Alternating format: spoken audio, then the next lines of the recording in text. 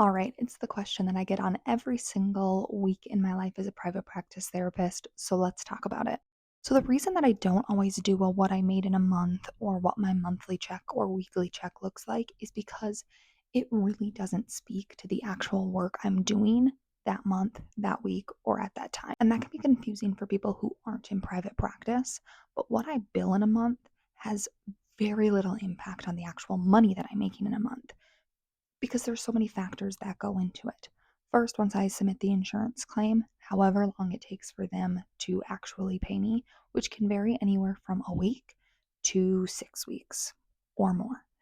And then on top of that, it also depends on things like copays, deductible payments, self pay, when I submitted things, if I took vacation, but oftentimes I'm actually getting paid for the previous month. So, actually, to answer that question, I'm going to kind of talk about it in two different ways. One is what I consider my actual income, and that's based on the amount of money that's coming into my business account.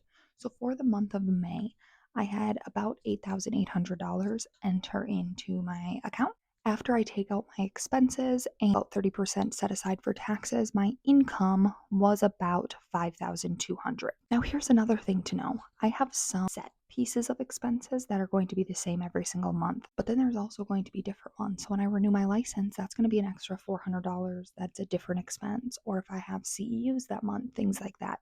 So again, my expenses aren't a set number, which again makes sharing salary in this way pretty challenging. The other way I'll sometimes look at income is estimates of what I'm going to get from insurance and copays added together, which for the month of May, which would be actually the sessions that I saw in May, would be about 7,100. Take away taxes, it's closer to 5,000. Again, this is just a hard question to answer because things aren't standardized. I'm not getting paid on a 2 week basis like I was when I was working a regular 8 to 5 job or a W 2 job. I am paid fully independently. I'm paying my expenses fully independently. I'm setting aside money for taxes fully independently. And so the actual money going in and out isn't as consistent, which is why I post the videos the way that I do, because that actually shows what my week looks like together combined. Hope that helps.